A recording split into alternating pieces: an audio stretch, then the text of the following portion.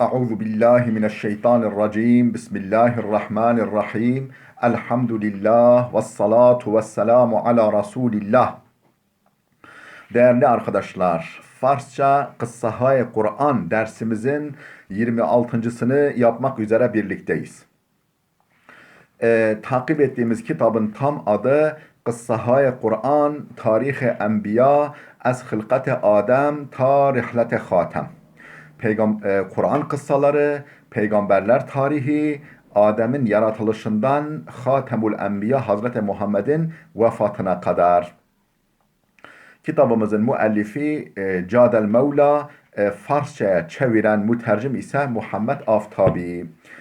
Sayfa 104'teyiz. Kitabımızın 104. sayfasına gelmiştik geçen dersimizde. Efendim ne diyor?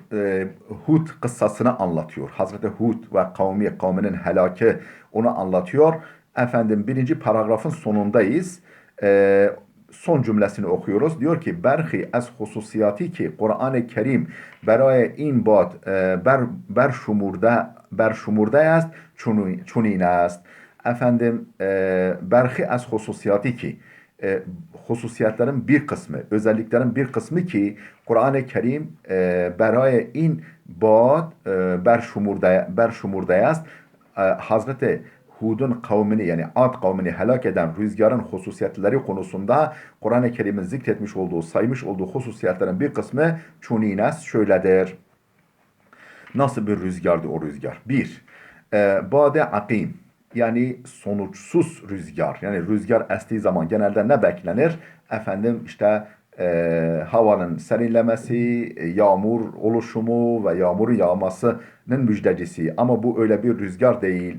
Yani badi ki cüz şerru azab çizi به همراه نیاورده بود و به هر چی می رسید آن را خشک و نابود می کرد. Ne demek bade akim? Yani badi ki yani öyle bir rüzgar ki cüz şerru azab şer ve azaptan başka, kötülük ve azaptan başka çizi ve hemrah neyaverdi, beraberinde eşliğinde hiçbir şey getirmedi, neyaverdi bu hiçbir şey getirmemişti ve be her çimi resid ve neye ulaşırsa, neyle karşılaşırsa onra huşk ve nabut mi kerd, onu kurutuyor ve yok ediyordu. İşte bade akim bu demek. İkincisi bade sarsar ki bade sarsar yani rihan sarsaran diye geçiyor. Kur'an'da bade sarsar ne demek?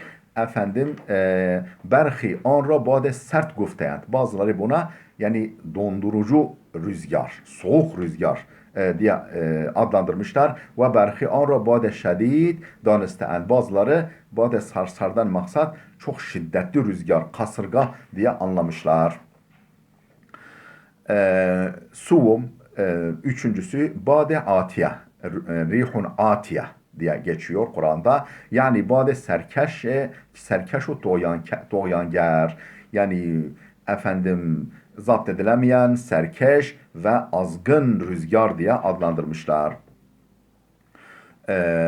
در روایتی که در مورد سرکش آن باد گفتند که اختیار آن باد از دست نگهبانان و مأموران باد خارج شد. Diyor ki در روایتی der mevrid serkeşi ambat. Bu rüzgarın serkeşliği konusunda varit olan gelen bir rivayette gufteyend ki demişler ki bu rivayette ihtiyar ambat bu efendim rüzgarın zaptı yani ihtiyari tercihi zaptı az dest nigahbanan ve me'muran bad efendim rüzgar bekçileri meleklerin bir kısmı o rüzgarlara bekçilik memuriyet ediyorlar. Rüzgarı yönetiyorlar. İşte o rüzgarın efendim gözeticileri ve memurlarının elinden hariç şud çıkmıştı o efendim inisiyatif onların elinden çıkmış dizgin o meleklerin bile elinden çıkmış ve biş az had vaziden gireft efendim hattan aşkın yani sınırı aşacak şekilde efendim esiyordu. Esen bir rüzgardı o. نگهبانان وحشت زده به خداوند عرض kerdand. Nigahbanan yani o rüzgar bekçileri, melek, bu işte görevli melekler vahşet zede yani ürkmüş vaziyette. Yani bu sonuç nasıl bir sonuç doğuracak? Yani freni patlamış bir rüzgar, bir araba gibi efendim ürkmüş vaziyette be Hudavan arz kerdend. Allah'a şu durumu arz ettiler. Durumu şu şekilde arz ettiler. Ma terse an darim ki biz şuradan korkuyoruz ki efrad gayri günahkar ra nis helak kunet. Bu rüzgar efendim suçsuz olan insanları bile helak eder diye endişe ediyoruz diye Allah'a durumu arz ettiler. Hudavand Cebrail ra memur kerd. Allah Cebrail'i görevlendirdi ve ziyadi an ra be cay khud bazgerdanet ve onun fazlasını, o rüzgarın fazlasını yeniden efendim yerine, karargahına döndürdü. Efendim bunun için Cebrail'i görevlendirdi. Çaharum, dördüncüsü rihun fiha azabun elim. Acıklı bir azap içeren rüzgar. Badi ki der an azab derdnak bud. Öyle bir rüzgar ki içinde derdnak, dert verici, efendim azap dolu, işkence azap dolu bir yani böyle bir durum vardı. Azap içeren bir rüzgar. این باد با شدت و سرما 8 روز بر آنها وزید. Efendim in bad bu rüzgar با şiddet و serma yani şiddeti ve soğukluğuyla 7 ruz 7 gün 8 gece ber an onların üzerine vezit esti ve hemera be mücessemehayı bicani hepsini böyle cesetler, cansız cesetler halinde tebdil kerd. O hale dönüştürdü. Yani cansız cesetlere dönüştürdü hepsini. Yerlere serdi. Ez Vehb bin Munebbih nakl şude est ki, Vehb bin Munebbih'ten nakledilmiştir ki, این müddet hemen eyyami است ki Arabistan ra eyyamul acuz guyand. Bu in müddet, bu yani 6 gün 8 gece süresi hemen eyyami est ki işte o günlerdir ki Arabistan ra Arabistan ra eyyamel acus guyand. Yani Arabistan ona bu rüzgara ne diyorlar? Eyyamul acus. Yani eyyamul acus diyorlar. Der müddeti yat şuda yani bu mezkur zaman zarfında bu 7 gün 8 gece zarfında badu sermaye sahti bud. Efendim çok soğuk ve şiddetli bir soğuk oldu. Çok badu sermaye sahti bud. Çok efendim soğuk ve şiddetli bir rüzgar vardı ve sebebi an ki in bad ve sermara acuz guyand. Peki niye bad acuz yani acuz yaşlı kadın demek yani ihtiyar kadın demek. Niye buna bad acuz demişler? On est ki bunun sebebi şudur ki پیرزنی از ترس باد و سرما به غاری پناه برد. Pirzeni yani bir yaşlı kadın o zamanda az ters bad و serma efendim o rüzgar ve soğuğun korkusuyla به غاری پناه برد. Bir mağaraya sığınmış. Veli serencam روز هشتم از شدت سرما و باد کشته شد. Fakat veli serencam sonuçta nihayet ruze heştum 8. gün es şiddet serma rüzgar yani soğuğun şiddetinden ve bad ve rüzgarın şiddetinden soğuğun şiddetinden kuşte şud öldü. در این میان هود علیه السلام و پیروانش در قطعه زمینی که اطراف آن دیوار کوتاهی بود گرد آمدند. Efendim در این میان bu meyanda Hud aleyhisselam yani bu halde Hud aleyhisselam ve peyrevaneş ve onun takipçileri, onun efendim tabileri der kıt'ay zemini bir arazi parçasında bir bölgede ki etrafı an divar kutahi bud etrafında böyle yani efendim kısa bir duvar örülü, etrafı çevrili efendim gerd amedend oraya döndüler, oraya sığındılar. Bad zamani ki be anan mirasiyid rüzgar onlara dokunduğunda be suret nesime canbakş der mi amet. Nasıl, neye dönüşüyordu? O şiddetli ve dondurucu soğuk onlara değdiğinde, onlara efendim rastladığında be suret nesime canbakş der mi amet. efendim böyle hayat verici bir okşayıcı nesim yani melteme dönüşüyordu. Ve ser surat anha ra nuvazış midad ve onların başını yüzünü okşuyordu ve ser surat anha onların başını suratını yüzünü onların nuvazış midad böyle okşayıcı bir tatlı rüzgara dönüşüyordu. Pes az an bedenهای müşrikan ondan sonra müşriklerin bedenleri çun mücessemeyi ber zemin ufkende şod efendim heykeller gibi heykeller gibi cansız heykeller gibi yere düşüyordu yani düşüyordu ve haneha u bağهای سرسبز و زمینهای حاصل خیزشان همگی نابود شدند و خانه ها evleri باغهای سرسبز ve onların böyle yemyeşil bağları, canlı bağları ve zeminhay hasıl hizeşan onların böyle çok verimli olan toprakları همگی نابود شدند. Hepsi yok oldu. Çunan ki der rivayet amade است. Şöyle ki rivayetlerde gelmiştir. با استخوانها و باقی مانده اموالشان به مرور زیر ریگها و خاکهای بیابان احقاف مدفون گردیدند. Efendim با istihvanha yani onların kemikleri, iskeletleri ve bakimende emvaleşan onların mallarının kalıntıları, servet mallarının kalıntıları bemrur yani zamanla zire righa ve hakhay beyaban çölün efendim toprakları ve kumları altında ahkaf, beyaban ahkaf yani o ahkaf bölgesinin efendim çölleri ve ahkaf toprağı yani de zire righa ve hakhay beyaban ahkaf çöllerinin toprakları ve kumları altında medfun gerdiden hepsi gömüldüler. Kur'an-ı Kerim bes az nakle dostan kavmi Ad efendim Kur'an-ı Kerim Ad kavminin bu hikayesinin bu kıssasının ardından der sure Ahkaf suresinde kafiran و düşmenan Resul Huda را muhatap saxte efendim Resul-i Huda Hazreti Peygamber Muhammed Mustafa'nın düşmanlarını muhatap alarak onlara hitap ederek ve onha mifermayet onlara şöyle buyuruyor.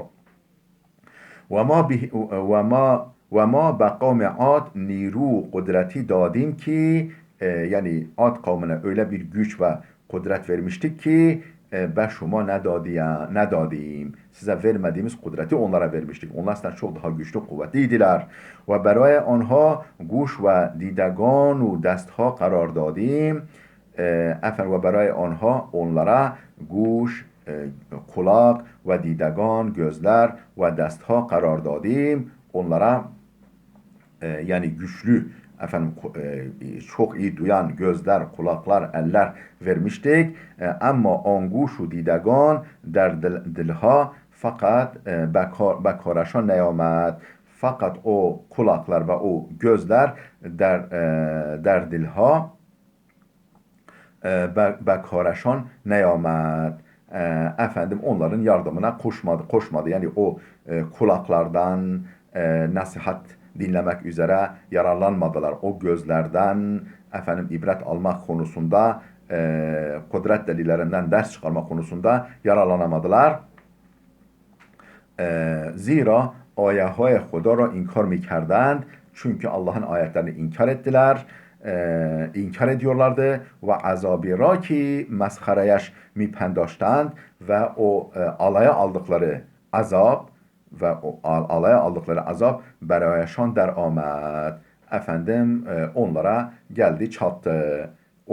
O inkar ettiği azap nihayet geldi onlara çattı, onları yakaladı. Der sure secde niz secde suresinde de derbare anan mifermayet onlar hakkında Allah şöyle buyuruyor. اگر اینان روی بگردانند و آنها بگو شما را از صاعقه عاد و ثمود بیم میدهم یا محمد eğer inan روی بگردانند eğer bu muhatapların müşrikler Mekke müşrikleri efendim yüz çevirirlerse, senin getirdiğin hakikatlerden yüz çevirirlerse, kitaptan, mesajından yüz çevirirlerse ve anha begu, onlara de ki şuma ra az sa'iqe Ad ve Semud bilmidem sizi Ad ve Semud'un yere serilişinden, ölüp yere serilişinden korkutuyorum. Yani öyle bir akıbete karşı sizi uyarıyorum. Efendim bundan böyle bir akıbetten korkun siz. Sergüzeşt Hud pes az nabudi kavmi Ad. Efendim Ad kavminin yok olup gitmesinden sonra Hud aleyhisselamın sergüzeşti, yani macerası ne oldu yani? Kavmi helak olunca o ne yaptı? O ve tabileri sergüzeşt Hud, Hud'un efendim sergüzeştiği macerası pes az nabudiye kavmi Ad, Ad kavminin yok olmasından sonra böyle bir başlık atmış. Hazreti Hud aleyhisselam pes az nabudiye kavmi Ad, Ad kavminin helakinden sonra idame umreş را در حضرموت نزدیک شهری به نام تریم گذارند.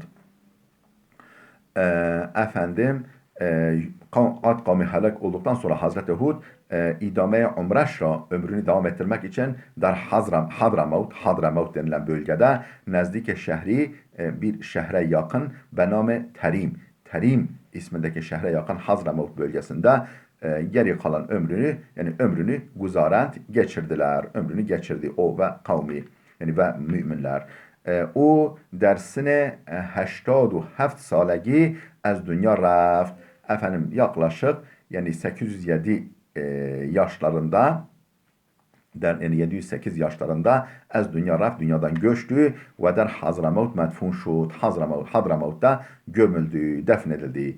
Hazreti Ali aleyhisselam نیز قبر هود را در حضرموت روی یکی از ریگهای قرمز دانسته‌اند. Hazreti Ali نیز Hazreti Ali de قبر Hud aleyhisselam را, Hud aleyhisselamın kabrini, mezarını der Hadramavt'ta روی یکی از ریگهای قرمز, kırmızı renkli bir kumun üzerinde, o kumun üzerinde danistehend, yani o kum üzerinde onun kabrinin öyle orada olduğunu biliyordu. Yani kabrinin orada olduğunu biliyordu. O şekilde söylüyordu. Nereden alınmış bu? Efendim Biharul Envar. Biharul Envar isimli kitapta, bu Şia kaynaklarından. Der rivayeti amade است ki, bir rivayette de şöyle gelmiştir ki an Hazret, yani Hazreti Ali پایان daha doğrusu Hud aleyhisselam پایان عمرش را همراه پیروانش در مکه به سر برد. Efendim پایان عمرش را, yani ömrünün sonunu hemrah peyrevaneş, efendim takipçileri, müminleri, tabileri eşliğinde onlarla beraber der Mekke beser burd, efendim Mekke'de tamamladı ve der Hicre İsmail def şod ve efendim Hicre İsmail'de defnedildi. Orada gömüldü. O bir mekan, yani Harem-i Şerif'te. از عاقبت قوم عاد از عاقبت قوم عاد حکایت جالب و عجیبی در کتاب احتجاج طبرسی آمده است.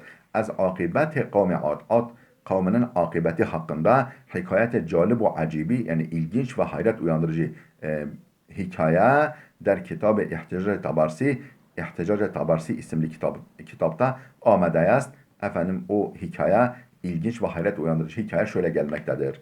Tabari gufte است ki, Tabari demiştir ki Mansur Devaniki destur dad ta جایی به نام قصر عبادی چاهی بکنند. Efendim Mansur Devaniki destur dad, emretti ki ta muhtemelen bu Halife Mansur olması lazım.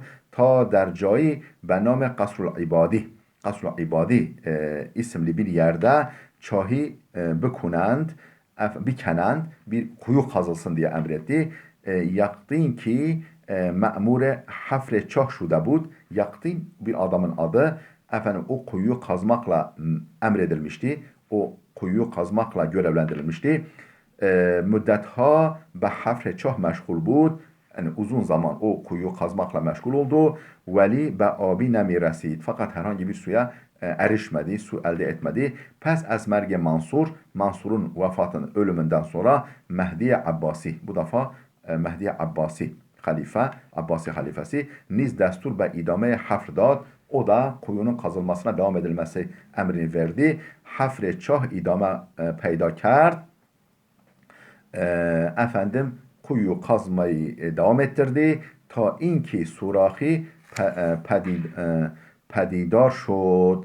Efendim bir delik, surah bir delik, bir gedik görününceye kadar ve az an badi şuru' be veziden kerd. Oradan bir rüzgar esmeye başladı.